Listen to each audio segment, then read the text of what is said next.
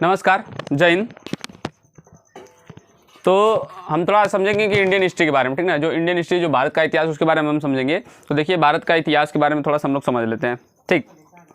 और यहाँ से हम लोग चलेंगे जो एंशिएंट हिस्ट्री है, मिडिवल हिस्ट्री और मॉडर्न हिस्ट्री, इन सब के बारे में हम लोग थोड़ा थोड़ा अध्ययन करते जाएंगे। तो पहले देख लेते हैं इंडियन हिस्ट्री के बारे में। इंडियन हिस्ट्री के बारे में तो मैं बात करूँ तो अगर मैं बात करता हूँ इंडिया के बारे में, थोड़ा सा आप इंडिया के बारे में देख लीजिएगा। अगर मैं इंडिया के बारे में बात करता हूँ, जिसका आप मैप इस प्रकार आप देखेंगे। ऊपर का मैप कुछ इस प्रकार है, ये ऊपर का मैप है, ठीक ना, ऐसे, ठीक। तो ये यहाँ के नॉर्थ पार्ट से लेके यहाँ के नॉर्थ पार्ट से लेके ये आपका साउथ पार्ट तक, कहाँ तक, साउथ पार्ट, ठीक ना। यहाँ से नॉर्थ से लेके साउथ पार्ट तक, ठीक ना।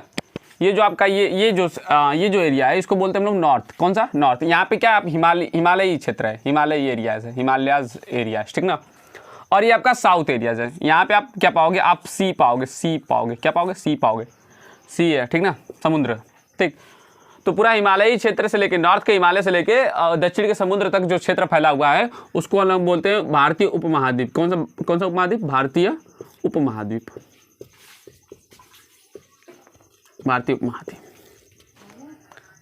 उपमहाद्वीप बोलते हैं इसको, ठीक ना।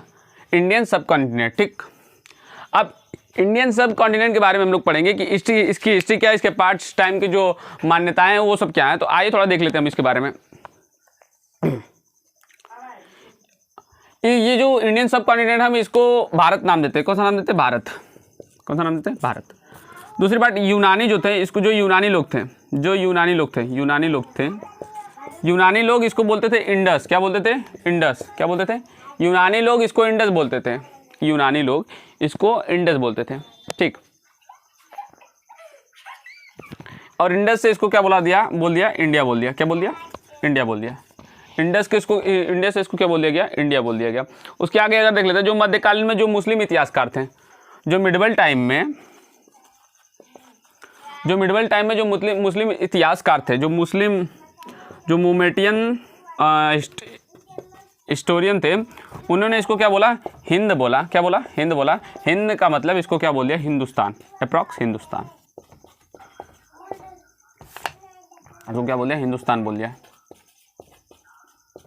तो इतना समझ में आया, ठीक ना। ये महर्षि भरत के एक भरत थे, ठीक ना। उनके नाम पे, उनके बेटे के नाम पे इसका नाम पड़ा भारत। और उसके बाद इसको यूनानी लोग इंडस कहते थे। इंडस के हिसाब से इसको इंडिया बोला जाने लगा। तो मिडिवल टाइम में जो मुस्लिम हिस्टोरियन थे, इतिहासकार, इसको हिंद बोलते थे, जिसके बाद से इसका नाम क्या पड़ गया? हिंदुस्तान पड़ गया। इसका नाम क्या पड़ गया? हिंदुस्तान पड़ गया। अब उसके बाद आगे देखते हैं, जो इतिहास को पढ़ने के लिए, जो भारतीय इतिहास को पढ़ने के लिए मतलब पढ़ने में आपको सुविधा हो, ठीक ना, आपको किसी भी प्रकार की परेशानी ना हो, इसके लिए इंडियन हिस्ट्री को 3 पार्ट में बांटा गया। कितने पार्ट में बांटा गया? 3 पार्ट में। आइए देखते हैं वो पार्ट कौन से हैं, जो तीनों पार्ट है उसके, ये पार्ट कौन से हैं।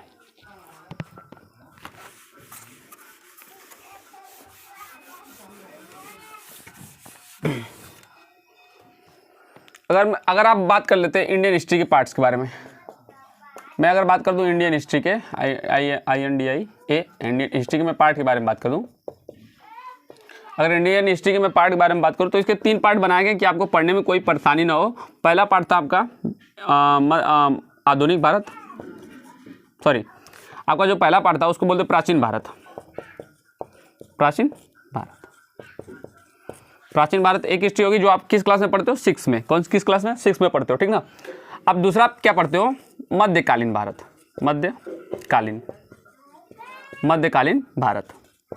ये आप किस क्लास में पढ़ते हो? 7 क्लास में। और इसके बाद आप तीसरा पढ़ते हो आप पढ़ते हो आधुनिक भारत। कैसा पढ़ता? आधुनिक भारत। ये कौन से क्लास में पढ़ते हो? आधुनिक भारत आप पढ़ते हो क्लास 8 में। उसके बाद आप चले जाते हो वर्ल्ड एंड इंडिया हिस्ट्री पे, वर्ल्ड हिस्ट्री पे चले जाते हो, वर्ल्ड पे। और उसके बाद दूसरा आप चले जाते हो वर्ल्ड प्लस इंडियन पे, ठीक।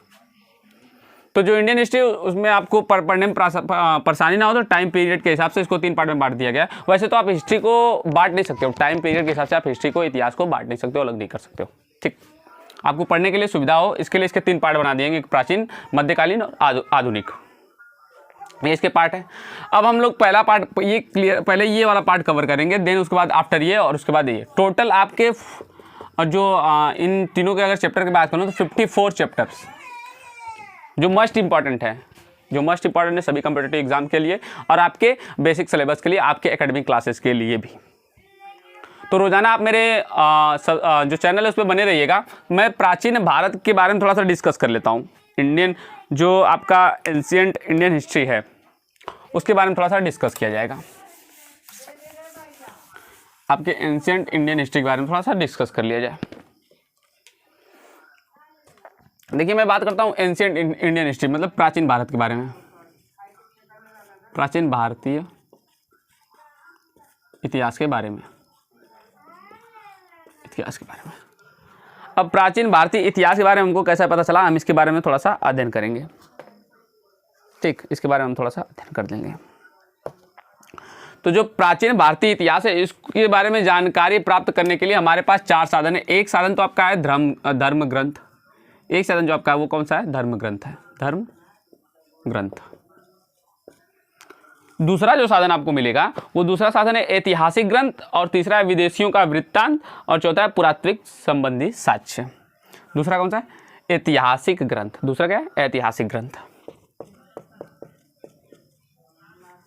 दूसरा आपको मिलेगा ऐतिहासिक ग्रंथ। हाँ, ऐतिहासिक ग्रंथ।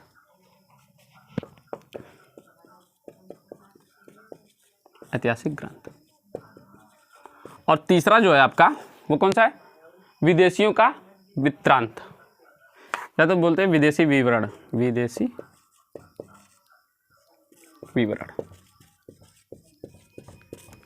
और चौथा आपका पुरातात्विक साक्ष्य। ये आपके जो 4 पॉइंट्स हैं, इससे आपको ओल्ड इंडियन हिस्ट्री या एंशिएंट इंडियन हिस्ट्री के बारे में जानकारी प्राप्त होती है। ओल्ड इंडियन हिस्ट्री या एंशिएंट हिस्ट्री के बारे में आपको जानकारी प्राप्त होती है। एक है धर्म ग्रंथ, ऐतिहासिक ग्रंथ, विदेशी विवरण और पुरातात्विक साक्ष्य। अब थोड़ा सा अगर हम आगे देख लेते हैं धर्म ग्रंथ के बारे में, जो धर्म ग्रंथ एवं ऐतिहासिक ग्रंथ से जो मिलने वाली जानकारी है, इन दोनों से जो मिलने वाली जानकारी, इसके बारे में थोड़ा सा देख लेते हैं। इसके बाद चलेंगे विदेशी विवरण और पुरातात्विक साक्ष्य पर। ठीक, तो हम बात कर लेते हैं इन दोनों की, पहले बात कर लेते हैं, सिर्फ इन दोनों की बात कर लेते हैं। आप देख लीजिए धर्म ग्रंथ और पुरातात्विक ऐतिहासिक ग्रंथों के बारे में। तो जो भारत का सर्व प्राचीन जो धर्म ग्रंथ है उसका नाम क्या है? वेद। क्या है उसका नाम? वेद। वेद है। जो भारत का प्राचीन धर्म ग्रंथ है उसका नाम वेद है। मतलब जो कि प्राचीन भारत के बारे में जानकारी प्राप्त होती है वो सर्वप्रथम प्राप्त होती है आपके वेदों से, आपके धर्म ग्रंथों से, जिसके संकलन करता महर्षि वेद व्यास हैं। और ये जो वेद है इसके संकलन करता, इसके बारे में जानकारी देने वाले, साक्ष्य प्रमाण करने वाले जो भी हैं उनका नाम है महर्षि वेद व्यास। महर्षि वेद व्यास, उनका नाम क्या है? महर्षि वेद व्यास। ये इंपॉर्टेंट क्वेश्चन है कि वेदों का संकलन किसने किया, तो इसका राइट आंसर होगा महर्षि वेद व्यास। किसने? महर्षि वेद व्यास ने।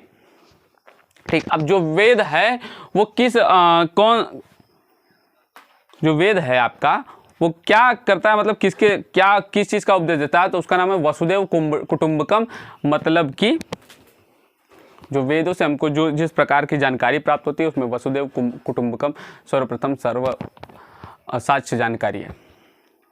वेदों से हमें क्या प्राप्त होता है आपको ये बाद में बताया जाएगा। उसके बाद देख लेते हैं कि वेद कितने प्रकार के होते हैं। तो आप देख लो, वेद टोटल 4 प्रकार के होते हैं। कितने प्रकार के? 4 प्रकार के। 4 प्रकार के कौन कौन से? पहला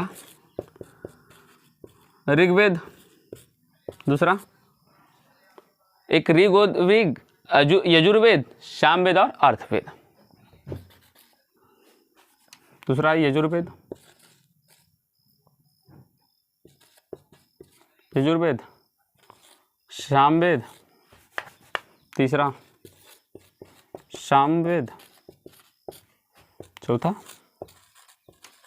अर्थ। ये टोटल आपके 4 वेद हैं। इसके बारे में मैं कल विस्तृत जानकारी दूंगा। आज के लिए बस इतना ही। नमस्कार, टाटा, जय हिंद। Part 1 complete.